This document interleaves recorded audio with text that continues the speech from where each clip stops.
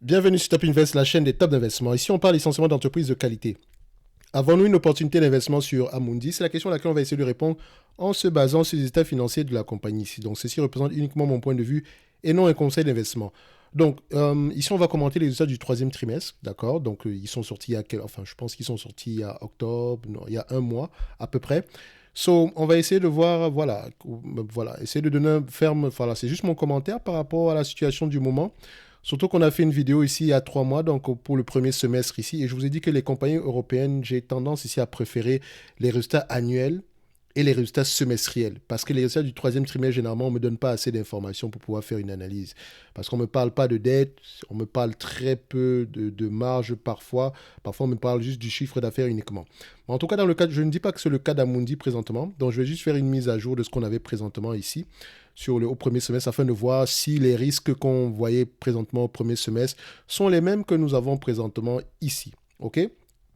So, pour ça, j'ai pris un article vite fait hein, juste pour essayer de donner un tout petit peu de substance à la vidéo ici. Donc, sinon, j'aurais juste, je serais allé au point droit au but directement. Donc, juste pour vous me remettre dans le contexte.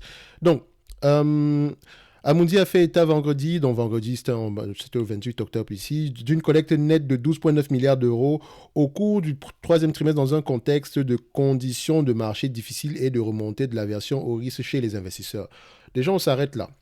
Vous constatez ici que le fait, les variations ou bien la confiance à court terme, moyen terme des investisseurs au marché impactent négativement Amundi. Donc, ça vous disait ici qu'on vous parle d'ici d'une décollecte. Donc, la taille des actifs sous gestion d'Amundi est très, très importante. Parce que c'est de la taille, c'est de cette taille-là, de la taille découlent les marges, etc., les bénéfices, et ainsi de suite. OK? Donc, plus on a une taille assez élevée, mieux c'est. OK? Donc, actuellement, je pense qu'on est aux alentours des 1 trillion. Bref, on ira voir ça ici.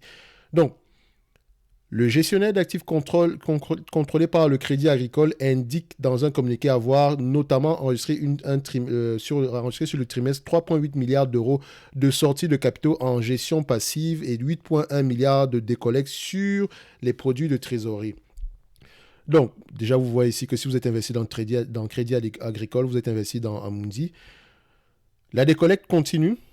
Je pense que peut-être qu'en 2023, ça sera toujours le cas. Mais ça ne veut pas dire que c'est une situation durable. Ça arrive. À un moment donné, les investisseurs ont tendance à sortir du marché quand ils pensent qu'il y a trop de mauvaises nouvelles à l'horizon.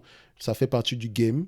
D'accord? Et je ne vous recommande pas de faire la même chose. Sortez des entités selon vous, ne représentent pas représentent des risques à long terme d'appréciation de votre capital, pas sortir totalement du marché.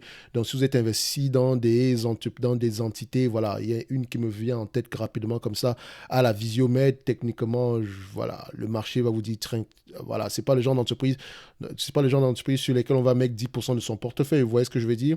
Donc, si vous êtes investi dans des entités, par exemple, comme du LVMH, du Air Liquide, voilà, vous avez moins de pression par rapport à quelqu'un qui investit dans des entreprises comme Visiomed.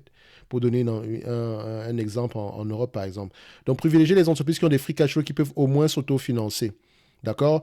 Donc, ceux qui ne le font pas, généralement, voilà, pour X ou Y raison, sortent du marché parce qu'ils pensent se protéger ainsi en sortant du marché. Pourtant, c'est l'une des plus grosses erreurs. Ici, vous avez vu que le marché est remonté sur les derniers mois ici, mais encore, ça peut continuer à baisser. Et il faudrait même s'attendre à ce que le marché baisse. Sérieusement, quand vous commencez à investir, attendez-vous toujours à ce que le marché baisse le lendemain où vous avez pris vos décisions d'investissement. Donc, c'est tout à fait normal ici.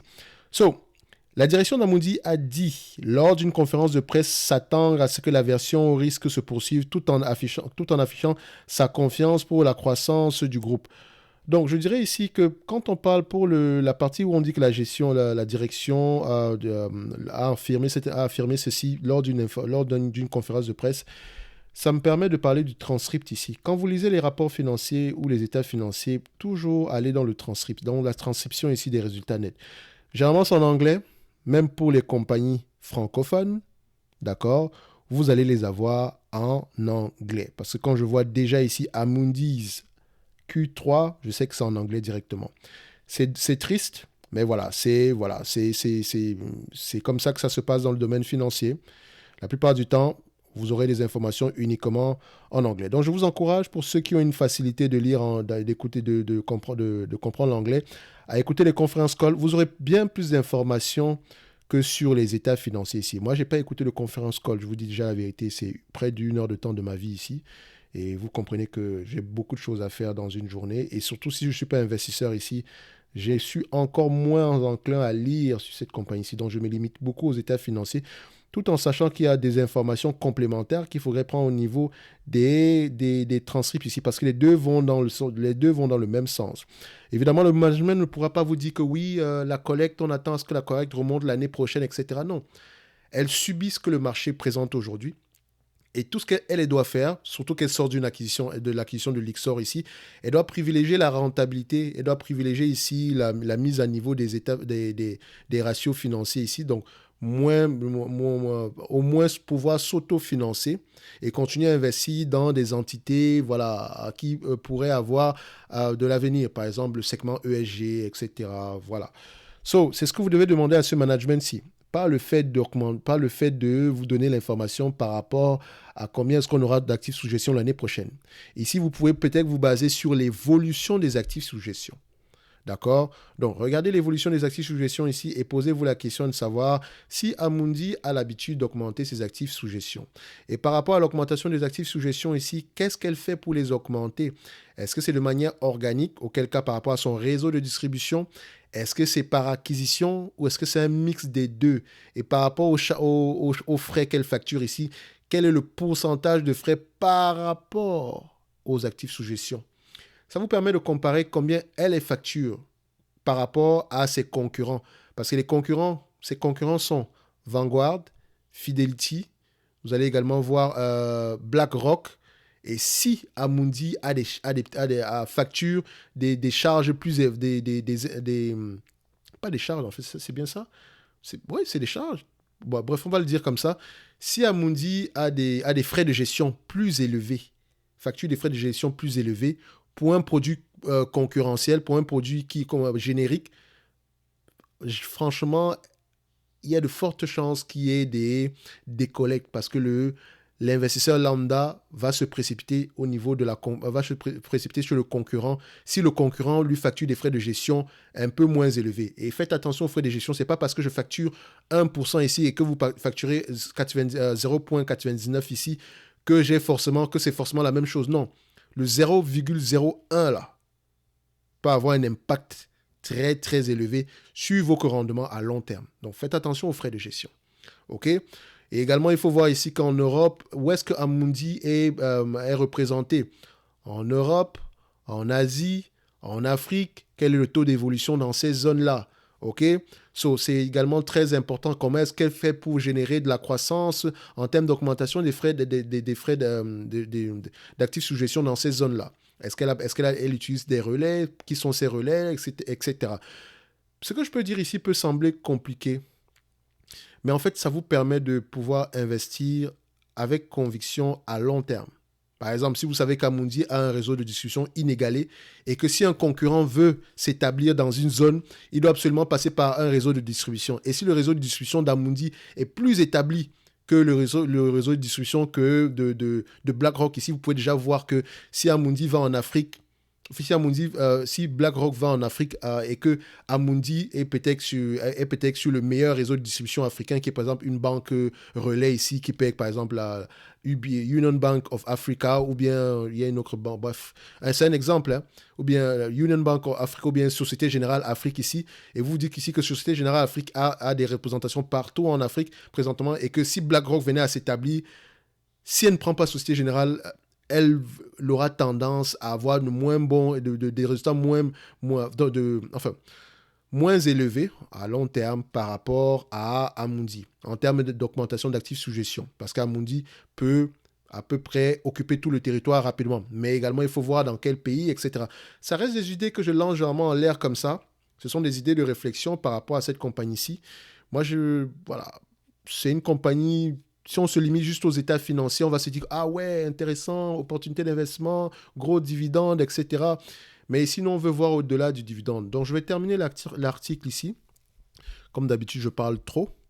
Non, la direction a dit lors de la conférence de presse s'attend à ce que la version ORI se poursuive tout en affichant sa confiance pour la croissance du groupe. Oui, ils vont toujours être croissants. Nous ici, on peut également être croissant parce qu'on peut également être confiant. Le management va toujours être confiant, d'accord, par rapport à la croissance. Nous également, on pourrait être confiant par rapport à ce que le management dit. Mais on doit être plus confiant. Si le management dit, fait ce qu'il a dit, tant mieux. S'il dit juste uniquement sans faire les choses, faudrait vraiment faudrait absolument également qu'il puisse rendre compte par rapport à cela. Donc, quand on me dit ici que le management a confiance par rapport à la croissance du groupe, je me dis oui, ça semble être voilà, la chose à dire aussi. Ça semble être assez plausible parce que voilà, on a une croissance également ici en termes d'actifs sous gestion. Hein, si je viens juste ici, par exemple, je mets Amundi, AUM Evolution, d'accord, je prends ça ici. Évolution des actifs sous gestion d'Amundi ici. Vous allez voir, ça c'est 2018, hein, c'est pas ici. Par exemple, on prend ça, on zoome. On voit ici que de 2009 à 2018 ici, on a à peu près en 9 ans, ou en 10 ans si vous voulez, on a à peu près, on a plus que doublé, d'accord. Et en date d'aujourd'hui, de 2018 à aujourd'hui, on est à peu près à 1,8 milliard, d'accord. Donc on a fait quoi? Un 20 ou un 30% en supplément. Je prends même que 30% en plus entre 2018 et aujourd'hui. Comment est-ce que je sais ça? Quand vous allez dans les états financiers ici, on vous mentionne cette information en cours sous gestion en date d'aujourd'hui, 1,895 milliard, plus 5% par rapport à l'année précédente, moins 2% par rapport à il y a 3 mois. OK? Donc, il faut voir la chose ici à long terme. Et quand on peut voir les choses à long terme, il faut regarder ce que Amundi propose et qu'est-ce qu'elle propose de mieux que les concurrents. Et combien est-ce qu'elle facture pour un produit générique. D'accord? On continue sur l'article ici, blablabla. On estime que la version au risque, blablabla. Donc, on va continuer ici. Donc, on estime que la version au risque de nos clients va persister au trimestre suivant tant que les incertitudes macroéconomiques perturbent. Tant que les incertitudes macroéconomiques perturbent, ok, on adapte notre offre de manière continue. Donc, tant qu'il y a des incertitudes macroéconomiques, ils vont également adapter leur offre ici. Donc, selon Valérie Bodson, qui est la directrice générale ici d'Amundi, donc les relais de croissance restent là. Les relais de croissance restent là, malgré les difficultés du marché actuel. Je reste parfaitement confiante dans nos capacités à faire croire que nos différents métiers. C'est ce qu'on a dit tantôt tout à l'heure. Donc, sur les 9 premiers mois de l'année, la décollecte a atteint 8 milliards d'euros, essentiellement sur les produits de trésorerie. Donc, produits de trésorerie ici, c'est essentiellement, je pense bien, si je ne me trompe pas, essentiellement les obligations ici. À la fin septembre, ces encours sous gestion atteignent même pas 1 milliard, c'est 1895 milliards d'euros. 1,895 trillions, en retrait de 2% sur 3 mois, mais en hausse de 5% sur un an. Ici, vous pouvez vous dire que 1,895 milliard, c'est beaucoup. Même pas 1 milliard, 1895 milliards, c'est beaucoup, non. BlackRock a 10, je pense bien, peut-être même plus que ça. Et je pense que je l'avais mentionné dans une de nos vidéos ici, sur Amundi, les premières vidéos sur Amundi ici. Donc, n'hésitez pas à aller les voir ici, donc on ne va pas revenir dessus. Pour cette compagnie-ci, moi je dirais ceci, on a, à court terme, attendez-vous à souffrir, hein. Comme je l'ai dit, demandez, les revenus pourraient être en berne ici, que ça ne dérangerait pas du tout. La question qu'on se pose, c'est si l'offre ici d'Amundi est parfaitement viable à long terme. Il y a de fortes chances également que ce soit oui comme réponse, d'accord? Mais ça, c'est un oui venant de moi. Est-ce que c'est un oui venant de vous? C'est ça le plus important. Donc ici, par exemple, les états financiers, c'est jusqu'au mois de septembre. Vous voyez ici que le revenu ici était à peu près, voilà, on a à peu près eu des revenus à peu près, voilà, en berne par rapport à ce qu'on a connu aux alentours par rapport à ce qu'on a connu il y a 3 mois, en juin ici. Donc par rapport au net income, donc le net income de cette compagnie-ci sur le trimestre précédent, si on le compare ici par rapport à ce qu'on a eu précédemment sur le trimestre précédent, donc septembre 2022 à septembre 2021, voilà, on a un peu moins que ce qu'on a connu précédemment, mais on gagne toujours de l'argent. On gagne à peu près de l'argent ici. En termes de dette nette, tout en vérifiant, est-ce que c'est même la véritable dette nette ici? Est-ce qu'on a une dette nette assez constante? On a du cash net ici. Donc l'entreprise ici est assez bien gérée. Donc elle n'a pas d'obligation financière ici à court terme, moyen terme ou long terme. Et encore, il faudrait qu'on aille vérifier ça ici. d'accord, sous réserve de vérification, parce qu'également, elle a fait l'acquisition ici de Lixor. Je ne sais pas comment elle a fait pour payer pour Lixor. Donc, dans tous les cas de figure, ça reste une information supplémentaire comme une autre, ok? So, moi, je dirais en date d'aujourd'hui, par rapport à Amundi, mon raisonnement ne changera pas par rapport à la première vidéo. Je trouve que sur le plan quantitatif, on a toujours une opportunité d'investissement. Mais ce ne sont pas les éléments quantitatifs uniquement qui vont vous aider à tenir. Vous devez coupler cela par rapport avec une compréhension même de l'environnement dans lequel évolue cette compagnie-ci. Donc, moi, je ne serais pas étonné qu'on ait des revenus en berne le mois prochain, le trimestre prochain. Ce n'est pas un problème. D'accord? La question qu'il faut se poser ici, c'est si l'offre présentement de la compagnie est viable à long terme, comme je le mentionnais également ici. Les analystes ici, ils pensent quoi par rapport à la croissance des revenus ici? Voilà, ils pensent qu'on aura à peu près quelque chose de stagnant, d'accord, en 2023. Et après ça, on va relancer une croissance en 2025. OK, parfait, on va le mettre comme ça.